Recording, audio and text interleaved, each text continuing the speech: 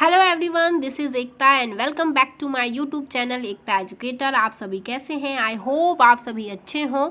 आप सबको नमस्ते, सत श्री अकाल, अस्सलाम वालेकुम, केम छो और घमा गाड़ी जिससे भी आप कनेक्टेड हों। आज का जो हमारा टॉपिक है वो है बेसिक प्रिंसिपल ऑफ आइडियलिज्म, जिसमें आइडियलिज्म के आदर्शवाद के कुछ महत्वपूर्ण सिद्धांतों के बारे में बताया गया है, जो आपके KVS, TET, UP TET, CTET मतलब काफ़ी क्वेश्चन जो हैं ये पूछे जाते हैं। और बीएड में आइडियलिज्म से एक या जो चार वाद है हमारे पास, आइडियलिज्म, नेचुरलिज्म, प्रैग्मेटिज्म और ह्यूमनिज्म, इन चारों वाद में से एक वाद जो है वो 100% आता है और हर साल पूछा जाता है बीएड के एग्जाम्स में।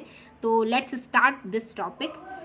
आइडियलिज्म के मेनली बेसिक प्रिंसिपल में सबसे पहला जो प्रिंसिपल है वो है God is the regulator being of universe. इसका मतलब ये है कि जो ईश्वर है वो इस संसार का कर्ता धर्ता है, अर्थात उसी ने इस संसार का निर्माण किया है। जितने भी आइडियलिज्म फाइलोसफर थे, आदर्शवादी विचारक थे, उनका मानना था कि गॉड ने ही इस दुनिया का निर्माण किया है और गॉड के द्वारा ही इस दुनिया को चलाया जा रहा है। वो एक रेगुलेटर बीइंग की तरह है यहाँ पर, जिसने इस यूनिवर्स, इस ब्रह्मांड का निर्माण किया है। दूसरा है spiritual world is better than physical world. Means जितने भी फाइलोसफर हुए हैं उन्होंने आध्यात्मिक संसार को भौतिक संसार से ज़्यादा अच्छा माना है।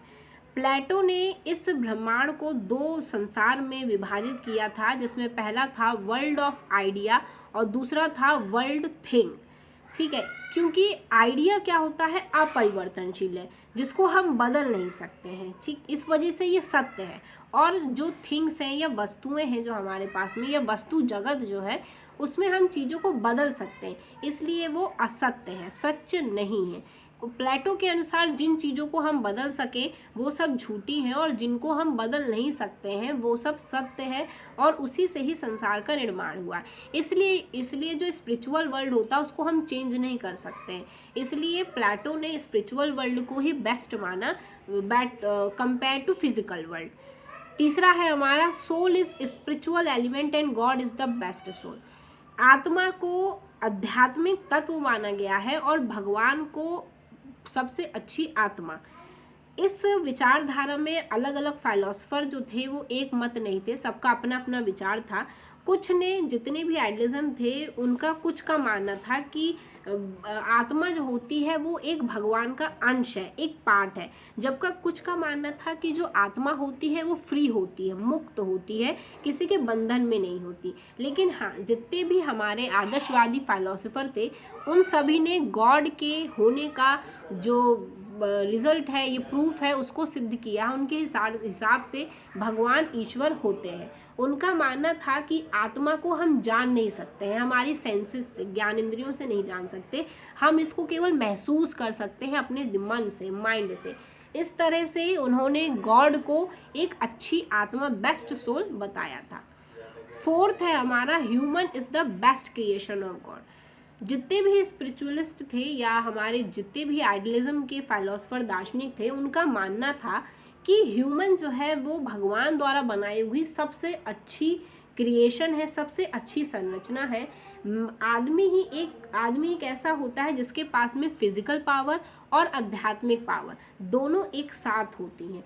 इस स्पिरिचुअल पावर की मदद से वो क्या करते हैं, जन्म लेते हैं और धर्म का निर्माण करते हैं, संस्कृति का निर्माण करते हैं। बिना आध्यात्मिक शक्ति के किसी भी प्रकार की स्पिरिचुअल पावर्स का हम डेवलपमेंट नहीं कर सकते हैं, किसी भी आध्यात्मिकता या फिर धर्म या फिर किसी भी चीज़ को हम बढ़ावा नहीं दे सकते, या हम कह सकते हैं हमारे अंदर अच्छी आदतों या मोरालिटी का विकास भी नहीं हो सकता। नेक्स्ट वन है the development of human based on their physical and spiritual power. उनका मानना था कि ह्यूमन तो बेस्ट क्रिएशन है, लेकिन ह्यूमन का डेवलपमेंट किस पर आधारित होता है, फिजिकल और स्पिरिचुअल पावर्स पर। जिस प्रकार से जो फिजिकल पावर और स्पिरिचुअल पावर्स का जब डेवलपमेंट दोनों ही बराबर होगा तभी ह्यूमन का डेवलपमेंट अच्छी प्रकार से हो सकता है। फिजिकल नॉलेज जो होती है ये सेंसेस के थ्रू हमें प्राप्त होती है, जबकि जो स्पिरिचुअल नॉलेज या आध्यात्मिक ज्ञान होता है ये हमारी स्पिरिचुअल पावर्स के द्वारा हमें प्राप्त होते हैं। इस तरह से ह्यूमंस में फिजिकल डेवलपमेंट फिजिकल पावर्स के द्वारा और स्पिरिचुअल डेवलपमेंट स्पिरिचुअल पावर्स या आध्यात्मिक शक्तियों के द्वारा होता है, या उसका आधार वही होता है। The last aims of human life is souls achieving और अचीविंग गॉड, मतलब कि मनुष्य का आखिरी उद्देश्य क्या है? आत्मानुभूति अर्थात आत्मा की प्राप्ति। मनुष्य के अंदर मनुष्य एक आत्माधारी होता है, सोल कैरियर होता है, मतलब उसके अंदर आत्मा प्रेजेंट होती है और आत्मा के द्वारा ही मनुष्य जो होता है वो जीवित रह सकता है। इसलिए आत्मा का सही ज्ञान प्राप्त करना भी बहुत ही ज़्यादा जरूरी है, और उसी आत्मा के द्वारा व्यक्ति क्या है, गॉड की प्रेजेंस को महसूस कर सकता है और भगवान की प्राप्ति कर सकता है, या आत्मानुभूति आत्मा के बारे में जान समझ सकता है। नेक्स्ट है सत्यम शिवम एंड सुंदरम, लाइफ की आत्मानुभूति के लिए बहुत ही ज़रूरी है। प्लेटो के अनुसार सत्यम शिवम और सुंदरम क्या है? एक मंत्र है। उन्होंने कह सकते हैं कि भगवान की प्राप्ति के लिए एक रास्ता है, एक प्रकार है।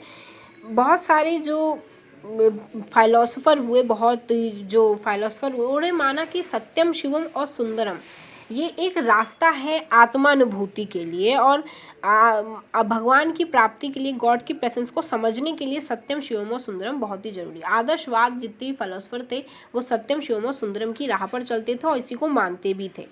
अगला है कंस्ट्रक्शन ऑफ आइडल पर्सनैलिटी। यदि आपको आत्मानुभूति हो जाती है तो आपकी जो पर्सनैलिटी है, व्यक्तित्व है, एक अच्छा व्यक्तित्व उभर के आता है, एक अच्छी पर्सनैलिटी निकल के आती है, आदर्श पर्सनैलिटी जिसे हम कहते हैं, और इसी आदर्श पर्सनैलिटी के द्वारा ही आपको आत्मानुभूति होगी और आप आत्मा को प्राप्त कर सकते हैं।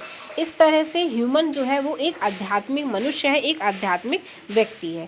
Thank you. आई होप आपको ये वीडियो पसंद आया हो। If you like this please kindly like share and subscribe to my channel. Thank you.